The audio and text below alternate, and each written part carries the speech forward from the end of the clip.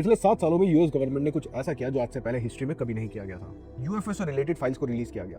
UAP hearings हुई कांग्रेस में, navy pilot publicly बोले और इंटेलिजेंस ऑफिसर्स ने ओथ में भी बात करी है। तो इन फाइल्स में एक्चुअली ऐसा था क्या? देखो 2021 में सबसे पहली मेजर रिपोर्ट रिलीज हुई थी जिसके अंदर 144 केसेस कवर थे और इन 144 केसेस में से सिर्फ एक केस ऐसा था जो लॉजिकली एक्सप्लेन हो सकता था और वो था डिफ्लेटेड बलून का केस। लेकिन 143 ऑफिशियली अनएक्सप्लेन्ड थे।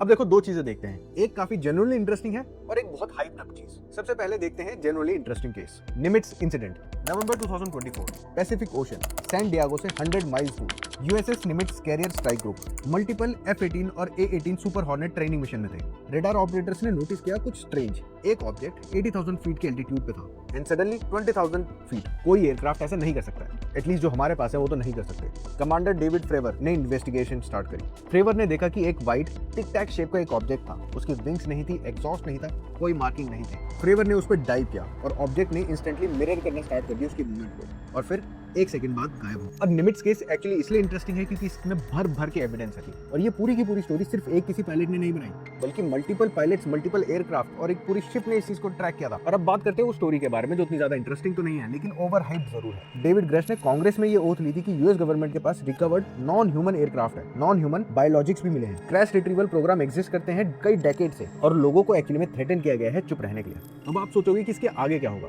बेसिकली यूएस कांग्रेस एक ऐसे एक्ट को पास करने के लिए पुश कर रही है जो इन सारी क्लासिफाइड फाइल्स को डिक्लासिफाई कर देगा और ये केसेस की जो काउंट है वो धीरे धीरे बढ़ता ही जा रहा है।